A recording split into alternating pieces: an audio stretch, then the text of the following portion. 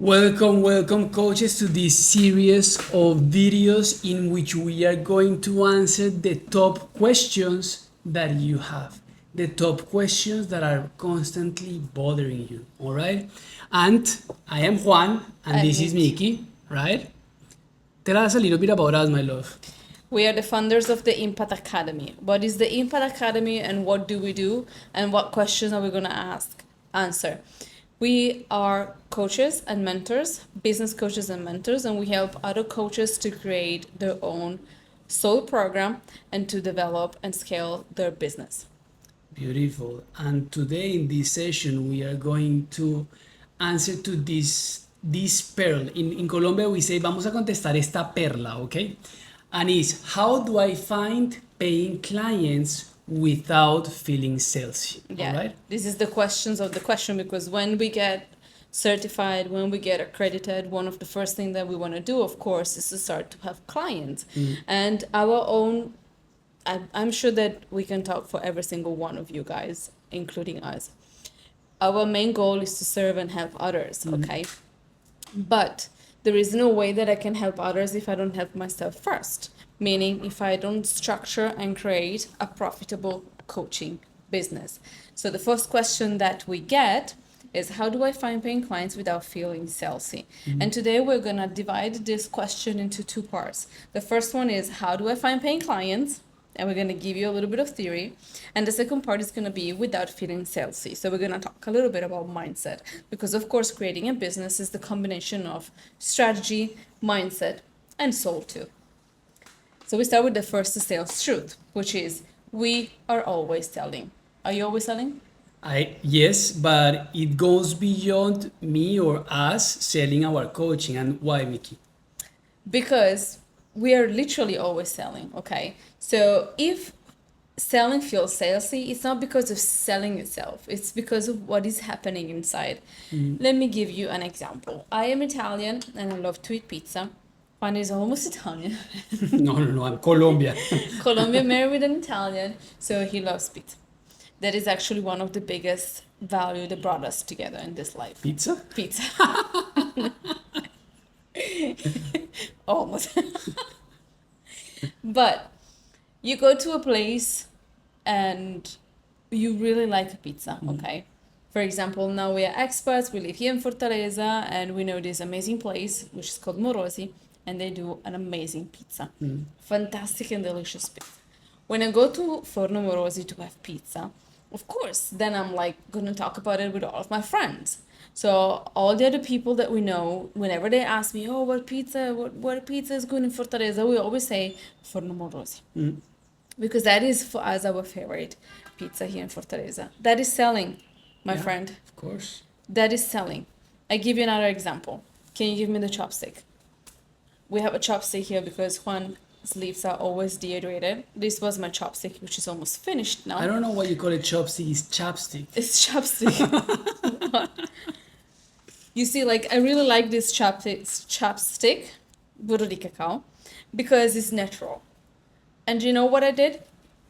I bought it here in Brazil from Natura, and I have colored ones too. And I had friends asking me, this color is beautiful. So when I went back to Italy, I brought them a bunch of chopsticks and colored lipstick for them. That is selling. The difference is that I'm not selling for my own brand, I'm selling for someone else. This is why we say, like, if you feel salesy whenever you sell your coaching, it's not because of selling itself, it's because of something that happens inside of you, okay? Yeah. And there's something came to my mind with these beautiful examples that you were saying, Mickey, is that a lot of people struggle with persuasion, right? And they say like, persuasion is manipulating, you know? We need to understand that we are persuading since we are kids, you know? Like you Especially you. Me? I'm sure you were a very persuasive kid. Yeah, of course. Like I wanted this like chocolate, right? And I want to persuade my mother to buy it for me, right? That is the type of persuasion that we are always doing. The type of persuasion, like when I want Mickey today to go to a specific restaurant and not to that one. We are always persuading, so we need to like let that narrative that this is manipulation, that this is bad, in is the past, all right? In the past, yeah. Juan is really good in persuasion, ethical persuasion.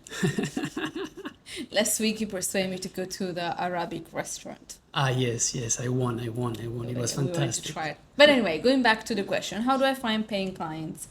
Before we tell you the 7 types of prospecting, and we're going to share all 7 with you and go a little bit deeper, we want to talk about the mistakes the coaches make when they start to sell, because there are some mistakes, and today we see 5 of them, that we all make when we start to sell, okay?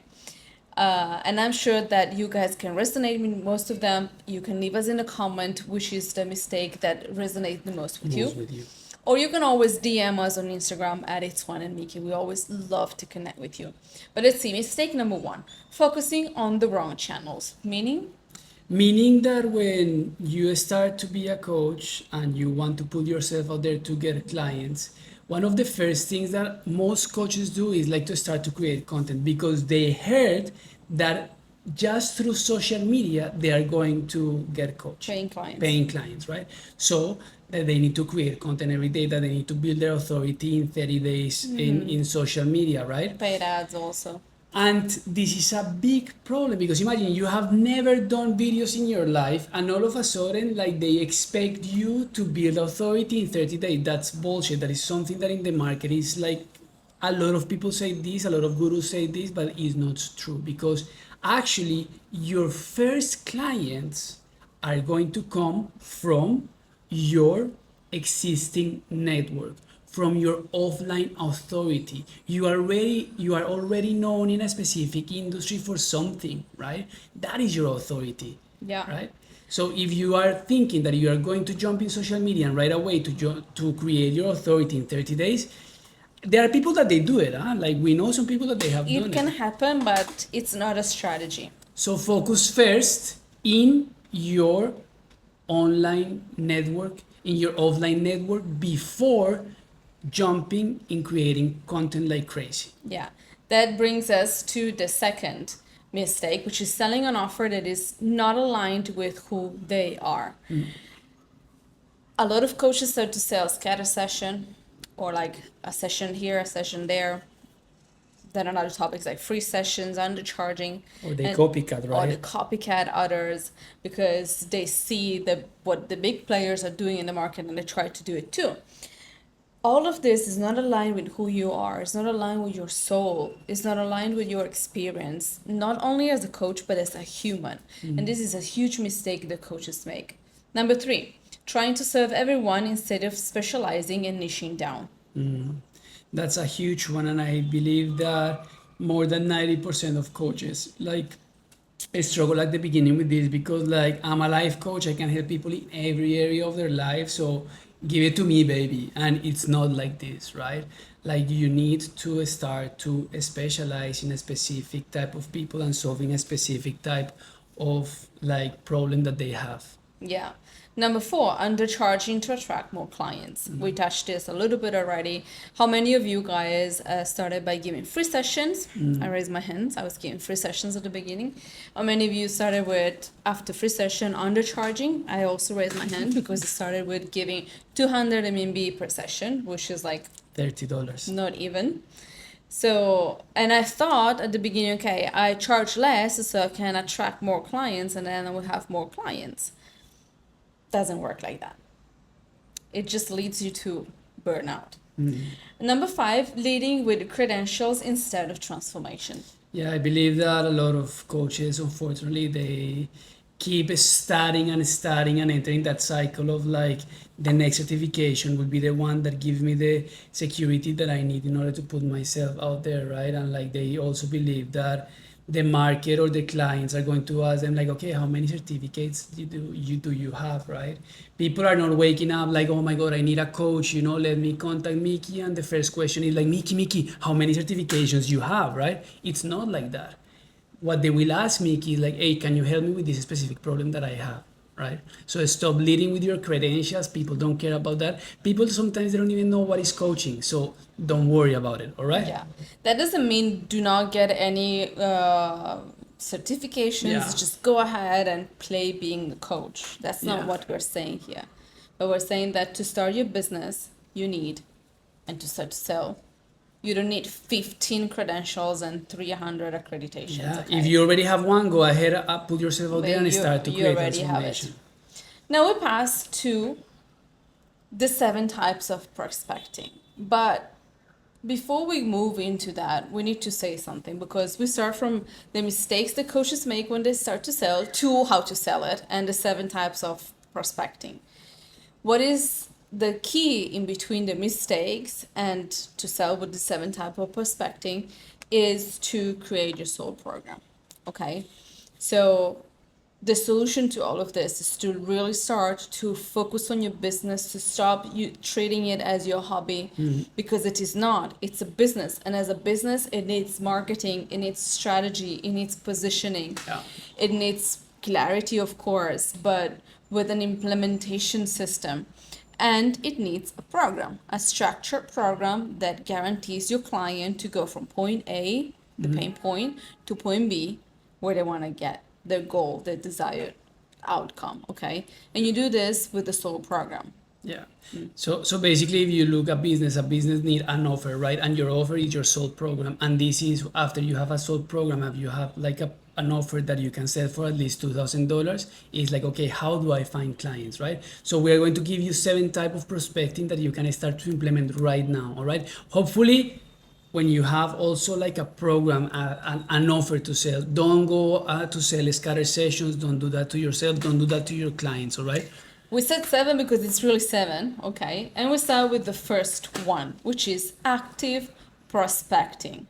I give you all the names and then we dig deeper in every single one, okay? Let's go. The second one is referral prospecting. So you can start to think about what we're gonna talk and dig deeper. Number 3, passive prospecting. Number 4, social selling. Number 5, Partnership and collaboration prospecting, number 6, community-based prospecting, and 7, product-led prospecting. which is, by the way, my favorite number. Number 7. No, 7. What's your favorite number? I don't know. Learn something about you. 8888 8 is your favorite number? or 33. Oh, 33, I knew that. Okay, so 7 types of prospecting. Let's start with the first one. Active prospecting. Yeah. The name itself makes you understand what it is about. So it's when you start the conversation. So you actively start the conversation with a prospect. Okay? Nothing else to add here. I want to add something here. Please. The importance of having a niche is because if you don't have a niche and if you don't have a specific type of people that you support and you don't have a specific solution for a specific problem, what is going to happen, and that it actually happened to me, is that I was going out, for example, to a networking event, right? And I was thinking that everybody could be my potential client. So I was like looking at everybody as my potential client, you know? And it's insane, you know? It's insane to see everybody like that, because like, especially because I was very broke and I was really trying to make my business work. So this is very important, that you start conversation with people that actually need your help, right? Yeah, People that totally. you can actually help them, right? Not with everybody trying to sell your package. Yeah, Okay. so don't translate this active prospecting with every single person out there, okay? Yeah. But to your soulmate clients. The second one is referral prospecting. Yeah, this is beautiful Tell us more. because like you can ask referral to somebody, to a friend of yours, right? Maybe your friend doesn't need your coaching and is completely fine, and you don't feel comfortable, like or you feel that it's not ethical to coach your friend, is completely fine. You can ask them like, hey, do you know somebody that is trying to solve this problem, right? I have this program and like I would love to help them, right? Yeah. You can also ask referral to your past clients. Yeah. You can ask referrals to your coworkers. You can ask referral to anybody, Yeah. right? Yes. Offline network. The third one is passive prospective. And again, this one, just the word, just naming makes you realize what it is about. So it's when people come to you because of your positioning. Okay.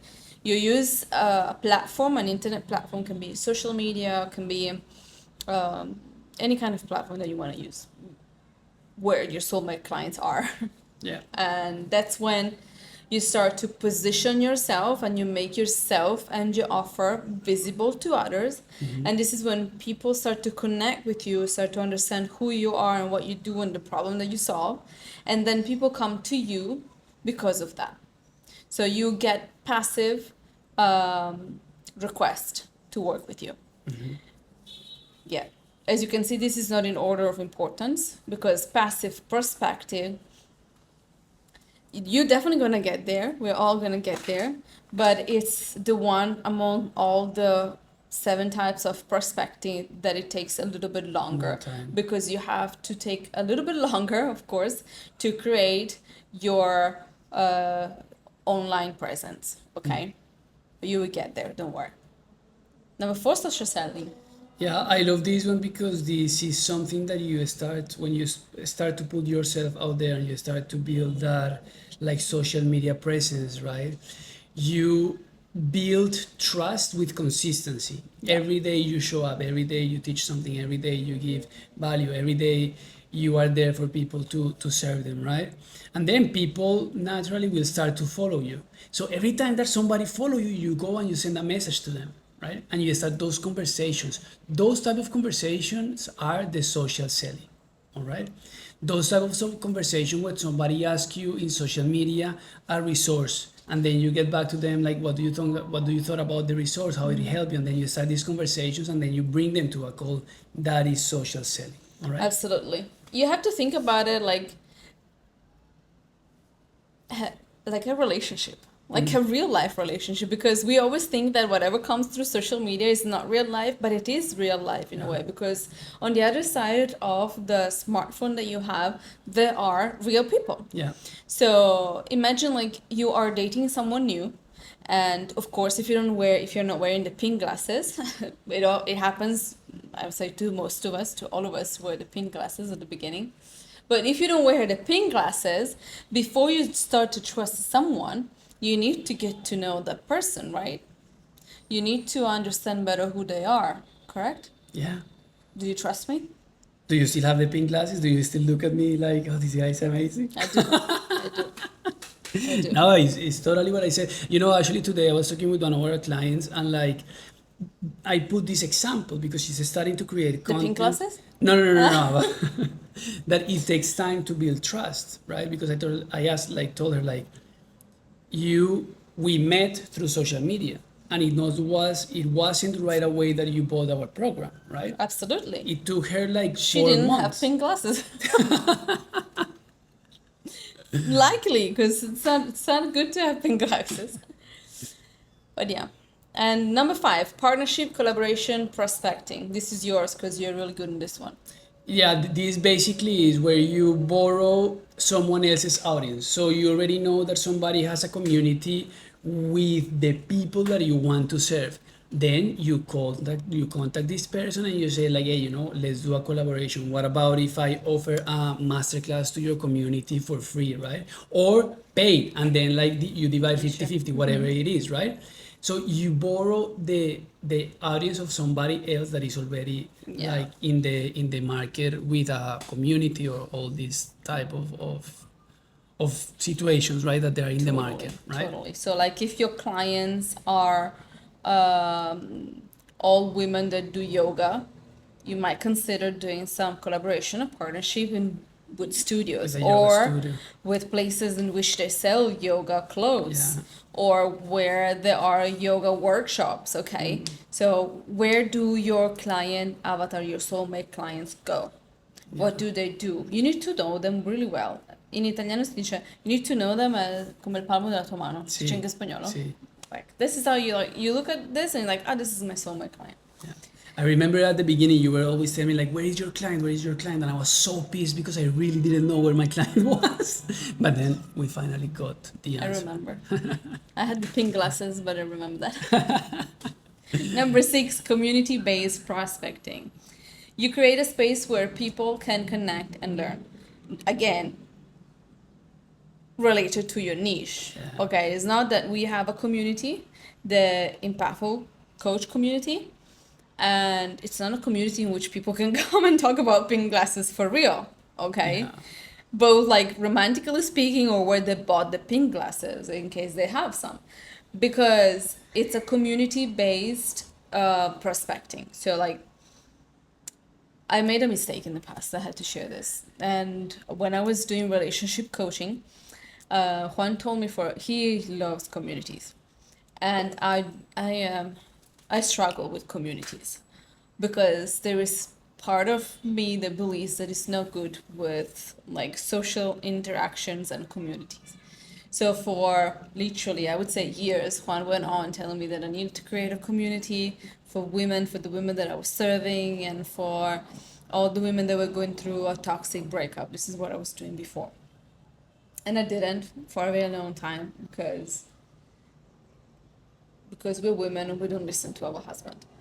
So, but then one day I started to do it, and that's when the like things really started to shift a lot in my business because women were connecting with each other. Some women were coming to like the free events that I was hosting once a month. They were building trust with me. They were building trust with the community. I remember some of them never became my clients, but I remember in particular one of them that came to like 4 events. And then after 4 events, I finally started to talk, and she shared with us that she had the courage to speak and to actually start to share her toxic breakup because she found the courage in someone else's story. This to say that you not only create a space in which you can find paying clients, but you really create a safe space where people can connect and learn. Yeah. So the community is not just for prospecting, but it's in general like create a community. It's important. And if you want to be part of an impactful community of coaches, again, you can DM us at It's Juan and Mickey. We're really welcoming. Number 7. Number 7. Product-led prospecting. Yeah, this is basically like the journey from low ticket to high ticket, right? That is the pathway, how you create your value ladder, right? And I want to, and we always include the content that you are going to create as a low ticket offer, because even though you are not getting paid for that, you are putting a lot of effort, right? And you are putting a lot of value. And like most of the time, like the first interaction that people will have with you is through social media, if they don't come from your network, right? But if they come from your network and they start to see you constantly in social media, that also nourish the trust that they are going to have in you. All right, so this is kind of like the 7 types of prospecting. And if you see, guys, like you actually don't need to invest anything in ads. Of course you can invest in ads, but at the beginning don't invest money that you haven't earned yet from your business. Right? We always say businesses to grow require investment. Yeah. This is a fact. I'm not stating nothing crazy. This is a fact. Okay, as if the same as if I say pasta cooks in boiling water. It's a fact. Okay, but we always say to all of our clients and to all the people in our community that whenever we grow our coaching business, we do not invest from our pockets. Yeah. We invest from our business. Yeah. So you start to gain momentum, to grow your confidence, to sell your offers, to validate your offers, to co-create your offer. But this is for another video. And when you have money to invest in your business, from your business, you invest in paid ads. Beautiful. So these are the 7 types of prospecting, right? Now let's go to the second part of the questions, right? Which is salesy. Without feeling salesy. You know that I didn't know the word salesy until I met you. And I thought that you created it because it sounds like very Latino. No, it's actually a word. No, but for real, I'm not joking. I really thought it was a Latino word that you made up. No. And then one day I realized, oh, he didn't make it up. It's true. It's true. It's a real word. I never shared it with you, but I just swear it's true. I think, I don't know if it's an actual word, but like it's very common use like in the coaching industry and like sales, marketing and all this. So I thought you created it. Well, next time I will impress you. Before we move on and we talk about a little bit the mindset part and we talk about the salesy part of selling, we would like to know from you, and you can leave a comment down here. We're going to read you all. What do you think of selling? If you have to describe selling in just one word, what word would you use? You can pause the video here 1 second and go and type it. and let us know. Beautiful. What is the word that, think about you back then, like 3, 4, 5 years ago, when you started, 5 years ago, when you started coaching, what was the word that you would have used to describe selling? No, in that moment for me, selling was connected with manipulation, with it had a negative connotation. Yeah. That word is real or I It's invented Latino, but it's real. right? It really had a bad connotation, you At know? the end of this, it's gonna be just Latino. We're gonna be speak Yeah. Spanish. Uh, manipulation, you said? Yeah, manipulation. And I think that really stopped me, you know, especially because before I was kind of like, I was a mindful coach, right? And I was teaching people how to meditate, and I really compare meditation with prayer. So I was like, how I can charge of this, you know. It was for me kind of like illegal, you know, and I was like feeling very uncomfortable with that. Plus, I was thinking like, plus if I need to manipulate people to join my programs, it was a really big conflict that I had within me. Yeah, For me, it was dirty. dirty. Yeah, Oh, yeah. yeah, Selling was dirty. because it's connected with money, I believe. So anyway, Yeah, right? probably. Yeah, for sure. Luckily changed. Yeah. Now, if I have to choose a word today, let's say it together. I think it's the same one. Okay. One, Uno, two. dos, tres. Serving. For sure. I got it. I knew it. But because Yeah, we really Selling believe is that serving. selling is serving. Beautiful. then let's dig deeper 1 second into this word. Okay, let's be mindful one moment and let's ask ourselves, why do we feel salesy when we sell our coaching?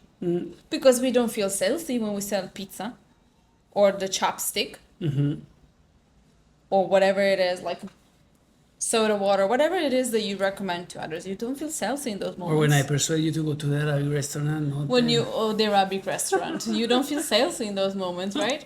You see? Quindi, why do we feel salesy when we sell our coaching? You can think a little bit and try to find the answer for yourself. Now we're gonna give you a few hints for what we saw. Okay, we saw a few patterns recurring, and the first one is lack of self-belief. Che ci dici, Papan? Yeah, you can go and say, That you don't feel salesy because you're selling itself, okay? But because you deep down you don't believe that you deserve to be paid. Okay? And guys, I promise you that I can give you 15 types of prospecting today. The paid one, not paid one, the organic, not organic, whatever. But if you do not believe that you deserve to be paid for your coaching, nada will work. Ma nada de nada.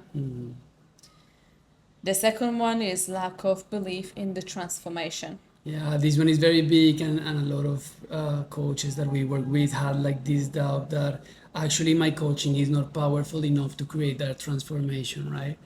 And this is a big obstacle because when we say that, we are feeling like an imposter, right? Yeah. And actually, the next question that we are going to answer is how to overcome the imposter syndrome while selling, right? Yeah.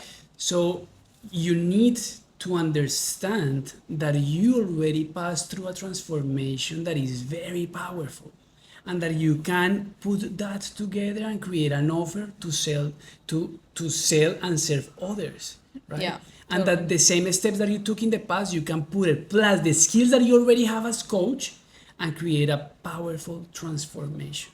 All right. Yeah. Absolutely. The third is seeing sales as, Manipulative. but not as kids. Okay, as real manipulators. Okay. When we have the belief that selling equals coercion, Yeah. I think I'm saying it wrong, but you guys got what I mean. It just doesn't click. It feels misaligned. It feels dirty. Yeah. So any attempt to enroll clients feels morally wrong, Yeah. not ethical. And here is the thing that there are actually a lot of people that they use this kind of tactics, manipulative tactics, to make you like buy their program, and that's true, that's a fact. So you, that you are a coach with ethics, that you are an honest coach, you should put yourself out there and create more ethical industry, right? You Totally. have that responsibility, you know. Totally. We need ethical selling. Yeah. And the last one is like, why do you feel salesy? And we were talking about like being a copycat, right? Like you are misaligned with your offer. Most probably is like you copied somebody and you've deep inside of yourself, you're like, this is not correct. So maybe the imposter syndrome is not that bad, because actually it can like it's like a wake up call, right? Sí. But also you need to know that if the offer is never true to who you are, right, to who you want to serve and to the problem that you want to solve, and the purpose that life had in giving you so many challenges, and now you are putting that at service of others, until you don't have alignment with that, you won't be able to feel like comfortable selling your offer. Totally. Yes. Do I talk too much? Sí, but we like it. Oh, you said because you still have the pink glasses. I would like to hear. And I would like to hear pink what you glasses? say. Pink classes of 3 years have fallen. No, it's because I'm powerful. I'm a powerful Latino, you know. So like, We want to leave you with the last 3 things here: core principle, actionable step, because we will always leave you with actionable steps at the end of each video, and a final invitation. And the core principle for today's session, which is about how do I find paying clients without feeling salesy, is one and one only: that you can transform your scars into light for others. that's beautiful. Yes or yes. How do you do that? With a soul program. Soul program that is aligned with your soul, that from one side integrates your coaching and professional skills together with your personal life and your personal experiences, okay, with your scars. And this creates a soul program, Yeah. which is powerful, transformative, Yeah. life-changing. And I would like to add to this, Mickey, is that you can actually create a sustainable and a profitable business out of it, because this soul program that is like an integration of these 2 powerful elements of your coaching, of your healing, or whatever you do as a professional skill, plus your own story, that allows you to have tickets of like $2,000, $3,000, $4,000, right? So you stop selling scattered sessions, you stop selling all these like coaching packages, you create a program that creates real transformation in the life of your clients, but also allows you to have a profitable coaching business. No? Yeah, to spend more quality time with your loved ones, to be there for your kids, to decide at what time you start to work, that when you're gonna have your sessions, when you will record your videos, so you actually really have more time to spend with the people that you love the most. At the same time, you create a life that is financially dignified and abundant. So you can take care of your business, you can take care of your purpose, you can take care of your family, and you can take care of the world. Because whenever you take care of yourself, you're taking care of others too. No? I just got lost by your beautiful eyes. So yes. Are you wearing pink glasses? Yeah, always. What is it that you always say? There's many things that I always say And connected it's also to what- true. that God gave you experiences. Yes, like God gave you experiences to put it at the service of others, right? And when you serve others, you serve God, right? Like for me, really, I learned this through my recovery process of like alcoholism and addictions, right? It's like helping others is like, and elevating others' life is the purpose of our lives. And like, you have the skills, you have the story, why not to put this into an offer that can really serve others to elevate their lives? So we want to leave you with like a very concrete, actionable steps, right? That I would love to hear you talking. We talk about a soul program. We Yeah. talk about turning your scars into light, okay? What are the three biggest scars from your past experiences? And I know that it's not easy to sit down, to reconnect with your past, to reconnect with everything that you healed, and maybe some parts that you haven't healed yet, okay? But this is what we're asking you to do today. It wouldn't be an actionable step if you don't take a little action, right? And the action in this moment is to really sit down with your scars. And as humans, you probably have more than just three. We have many scars. And we want you to think about three scars right here. What are the three scars that come to your mind? And then I know that you're going to tell me, okay, but Miki, I have a lot of scars. How am I going to choose the scars that I can turn into a soul program and I can use to put into service to others? How can I bring light from those scars to other people? That has to answer to these three questions. The first one is is it a topic that I would talk over and over again for hours? Okay. Like I share this a lot with our students, and I lost my mom when I was 10, and grief was surely a big topic in my life. Yeah. A lot of people would think, okay, grief is a big scar. A lot of people need help with grieving. That is your soul program. That is not my soul program. And it will never be, probably. I don't know if God has other plans, but I don't think so, not right now. But it can be for other people, right? It can be. Yeah, I'm saying it's not mine because it's definitely not a topic that I would talk over and over again for hours. It actually quite makes me feel uncomfortable talking about it. The second question that you can think about is you can ask yourself, have other people asked you for advices or tips on this topic? And again, going back to the grief topic for myself, no, people have never asked me anything about tips or advices about grieving, probably because it's connected to question number one, because I never talk about it. It's something that I don't feel comfortable sharing and talk about it. Yeah. And the third question is, does this topic have a real market? Meaning, are there people out there that are already paying for sessions on this topic? Or are there coaches out there that are already selling sessions on this topic? I take the topic of grief. This question, the answer would be yes. There are for sure coaches that help with grief. Yeah. Okay. The scar that you're gonna work on and that you're gonna create your soul program with is gonna answer to all of these questions. These are beautiful. Per esempio, okay. Give our example. Yeah, we do what we do because we've been there. We were Yeah. broke coaches and we tried everything. We were buying all the courses possible. So like from the $1,500 launching program to the $25 editing program, because we tried everything and we thought that overlearning was the solution. It was not.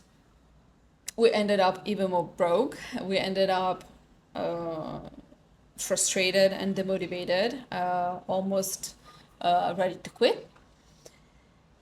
We coach today because we don't want any other coach out there to question their coaching abilities to transform and change people's lives because they don't have the skills, the business skills to create a profitable business. Yeah. Okay. Is this a topic that I would talk over and over again for hours? Absolutely yes. It's already 40 minutes that we talk about. It was supposed to be 20 minutes. Huh? Just about. So absolutely yes. Have other people asked me for advice on this tip? Absolutely yes. We actually are going to create a video in which we share a story. This is how we started. Because people started to ask us for advices. Does this topic have a real market? I don't even answer to this one. Big yes. Yeah. So it's our hope that you are able to find those scars that you want to coach or mentor people about, because there is somebody out there waiting for the impact that you can create in their life. So we have a small invitation. We want to offer to the people that watch this video a free audit of your coaching business, right? So how you can get this, you can go to It's Juan and Mickey, or you can comment down of this video the word audit, right? Yeah. And we will reach out to you and give you the link where you can book your audit. And I am really looking forward for this call, and I'm really looking forward to tell you, like, to go through your goals, to go through your challenges, right? And also to show you what is possible and to help you to build that vision that you have of your business and impact. So this is the video for today. This is the first video of a series of videos that we are going to Yes, 12 to be do. precise. So This we're is a heart in China. You're gonna see us doing this very often. This is how we say goodbye. And see you next time, coaches. see you next week. Ciao, ciao.